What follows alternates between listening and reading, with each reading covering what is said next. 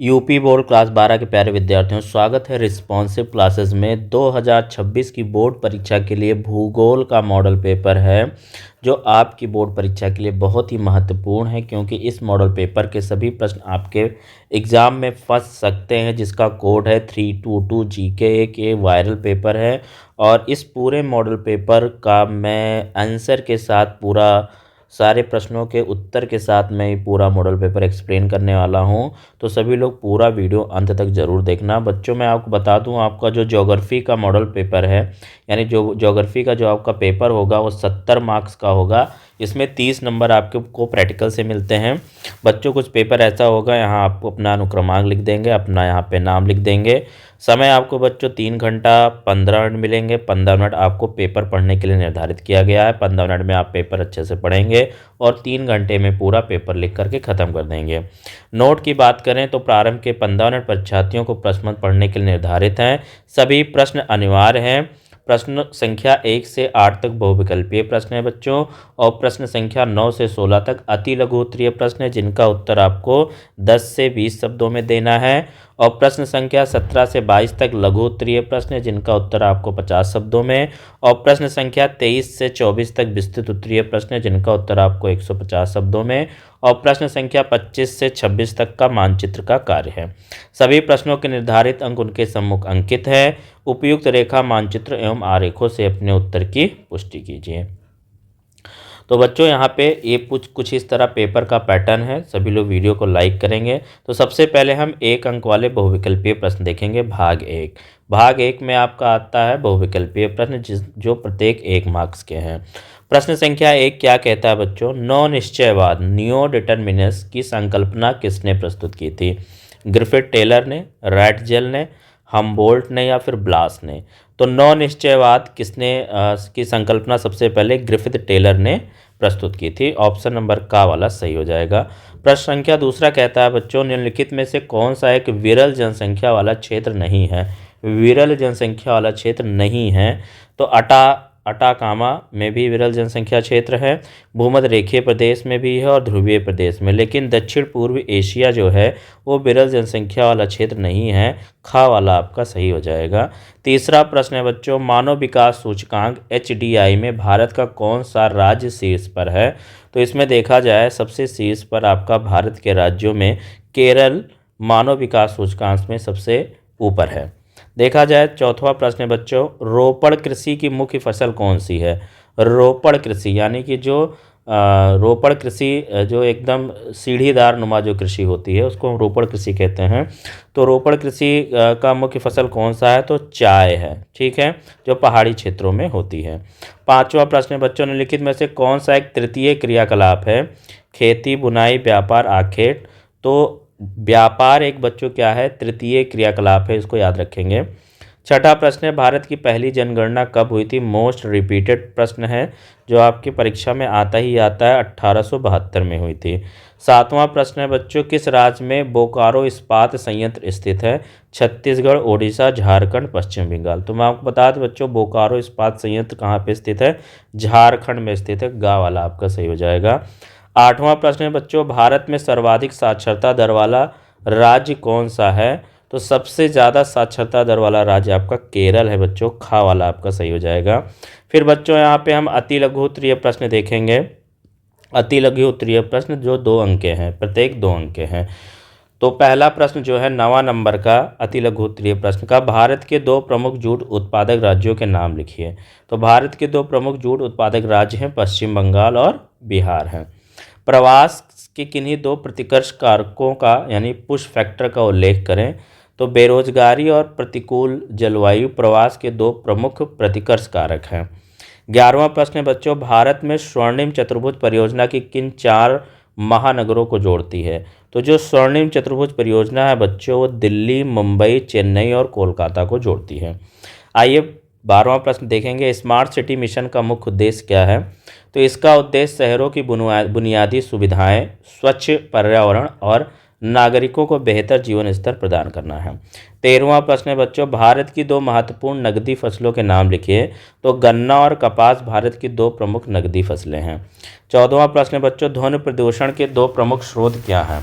तो उद्योगों की मशीनें और वाहनों का शोर ध्वनि प्रदूषण के मुख्य स्रोत हैं।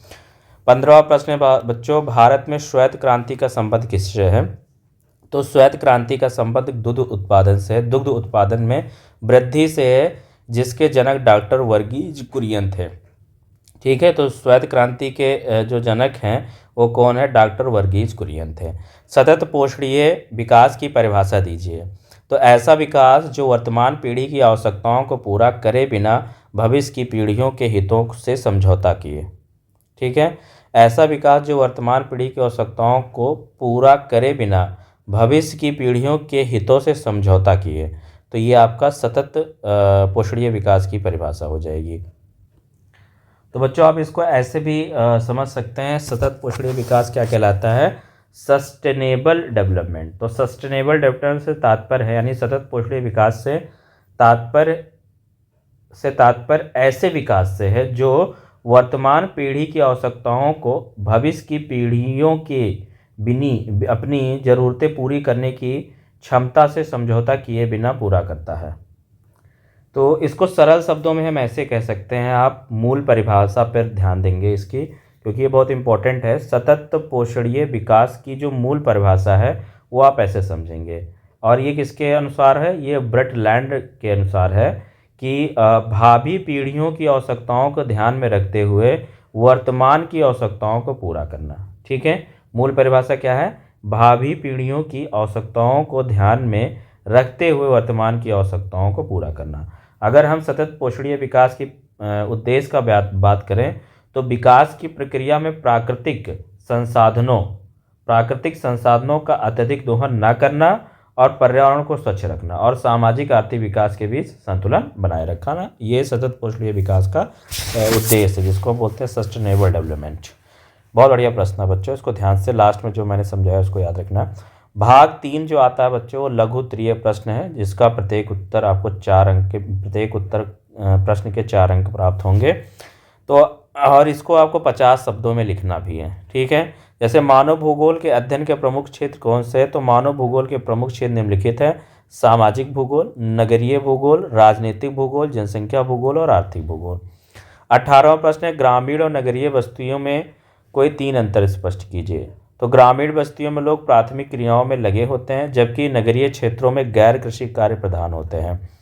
फिर आपका आता है घनत्व, यानी नगरों में जनसंख्या घनत्व अधिक होता है जबकि गाँव में कम। ठीक है, फिर है सुविधाओं की बात करें तो नगरों में आधुनिक शिक्षा, स्वास्थ्य और परिवहन की बेहतर सुविधाएं होती हैं, ऐसी गाँव में या ग्रामीण जीवन में नहीं हो पाता है। 19वां प्रश्न है बच्चों, भारत में जल प्रदूषण के प्रमुख कारणों का वर्णन कीजिए। तो औद्योगिक अपशिष्ट का नदियों में विसर्जन, कृषि में उर्वरकों और कीटनाशकों का अत्यधिक प्रयोग, घरेलू कचरा और सीवेज का जल स्रोतों में मिलना, धार्मिक अनुष्ठानों और शिव विसर्जन की प्रथाएं। 20वां प्रश्न बच्चों, मिश्रित कृषि की प्रमुख विशेषताएं क्या है? तो इसमें फसल उगाने और पशुपालन दोनों को समान महत्व दिया जाता है। चारे की फसलें इस कृषि का मुख्य हिस्सा होती हैं। इसमें आधुनिक मशीनों और रासायनिक खादों का प्रयोग होता है। यह मुख्यतः विकसित देशों में प्रचलित है। मिश्रित कृषि कहाँ है? विकसित देशों में। फिर बच्चों है अगला प्रश्न, वायु परिवहन के किन्हीं 2 लाभों और 2 हानियों बताइए। तो वायु परिवहन यानी कि यह तीव्रतम साधन है जो दुर्गम क्षेत्रों, पहाड़ों, जंगलों में पहुंचने के लिए सर्वोत्तम है, ये इसका लाभ हो गया। हानि की बात करें तो यह अत्यंत खर्चीला और खराब मौसम, कोहरा, तूफान से प्रभावित होता है। फिर बच्चों अगला प्रश्न है 22वां, भारत में जनसंख्या वितरण को प्रभावित करने वाले 3 कारक लिखिए। तो धरातल, मैदानी भागों में जनसंख्या अधिक और पहाड़ी क्षेत्रों में कम होती है। जलवायु की बात करें तो अनुकूल जलवायु वाले क्षेत्रों के लोग अधिक बसते हैं। जल की उपलब्धता की बात करें तो नदियों के किनारे बस्तियां अधिक घनी होती हैं। ठीक है, तो जनसंख्या वितरण को प्रभावित करने वाले 3 महत्वपूर्ण कारक हो गए। अब बच्चों आगे देखें, अगला प्रश्न है विस्तृत उत्तरीय प्रश्न, जिनका उत्तर आपको 150 शब्दों में देना है बच्चों। तो प्रश्न संख्या 23वां ये कहता है, 22 तक हमने देख लिया है, बहुत इंपॉर्टेंट प्रश्न है, डेयरी कृषि का महत्व, क्या महत्व है? इसे नगरीय और औद्योगिक केंद्रों के निकट क्यों स्थापित किया जाता है? रिपीटेड प्रश्न है। तो डेयरी कृषि दुग्ध उत्पादन से जुड़ी एक आधुनिक और उन्नत कृषि प्रणाली है, जिसका प्राथमिक उद्देश्य दुधारू पशुओं का पालन पोषण कर दूध और उससे बने उत्पादों को प्राप्त करना है। डेयरी कृषि का महत्व की बात करें तो अधिक आर्थिक सुदृढ़ता। यह कृषि प्रणाली किसानों को वर्ष भर नियमित आय प्रदान करती है, जो केवल फसलों पर निर्भर रहने वाले किसानों के लिए एक सुरक्षा कवच है। और बच्चों आगे हम बात करें तो पोषण सुरक्षा। तो ताज़ा दूध, मक्खन और पनीर, घी जैसे उत्पाद समाज को आवश्यक प्रोटीन और कैल्शियम प्रदान करते हैं, जिससे खाद्य सुरक्षा सुनिश्चित होती है। फिर अगला है रोजगार सृजन। तो पशुओं की देखभाल, दूध निकालने और प्रसंस्करण यानी प्रोसेसिंग के कार्यों में बड़ी संख्या में कुशल श्रमिकों की आवश्यकता होती है, जिससे ग्रामीण अर्धनगरीय क्षेत्रों में रोजगार बढ़ता है। फिर है नगरीय एवं औद्योगिक केंद्रों के निकट स्थापना के क्या कारण हैं। तो उच्च मांग। शहरों और औद्योगिक क्षेत्रों में जनसंख्या घनत्व अधिक होता है, जिससे दुग्ध उत्पादों की खपत बहुत ज़्यादा होती है। शीघ्र खराब होने वाली प्रकृति। दूध एक अल्पजीवी यानी कि पेरिशेबल वस्तु है। इसे लंबी दूरी तक ले जाने में गुणवत्ता खराब होने का डर रहता है, इसलिए बाज़ारों के पास होना अनिवार्य है। बेहतर परिवहन और भंडारण। तो नगरों के पास कोल्ड स्टोरेज और तीव्र परिवहन की सुविधाएं होती, जिससे उत्पादों का वितरण सुगम हो जाता है। फिर आपका बच्चों 24वां प्रश्न है, विश्व व्यापार संगठन WTO के आधारभूत कार्यों का वर्णन कीजिए। तो बच्चों यहाँ पे मैंने लिख रखे हैं WTO के प्रमुख कार्य निम्नलिखित हैं। पॉज करके आप पूरा यहाँ पे पढ़ लीजिए, ठीक है। और ये पूरा इसका उत्तर हो गया। फिर यहाँ पे देखेंगे बच्चों भाग 5 जो आता है वो मानचित्र कार्य होता है, 5 अंक का मिलता है। तो भारत में मानचित्र को दर्शाइए। अब भारत से आता है और आपका विश्व से आता है, तो 2 मानचित्र आएगा, एक आपका भारत से, एक आपका विश्व से।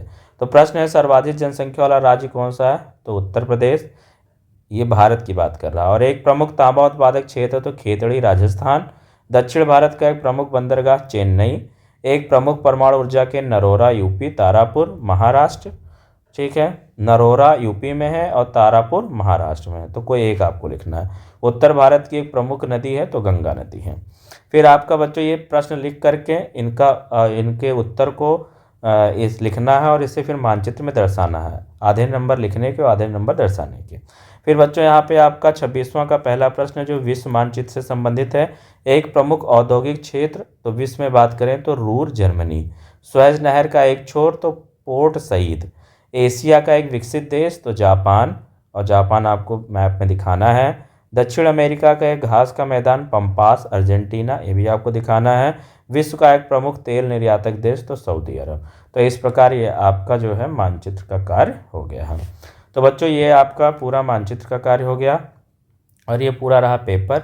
ये पेपर और इसके बहुत सारे प्रश्न आपके पेपर के लिए इम्पोर्टेंट है, तो पूरा पेपर आप याद कर डालिए और इसको पढ़ लीजिए।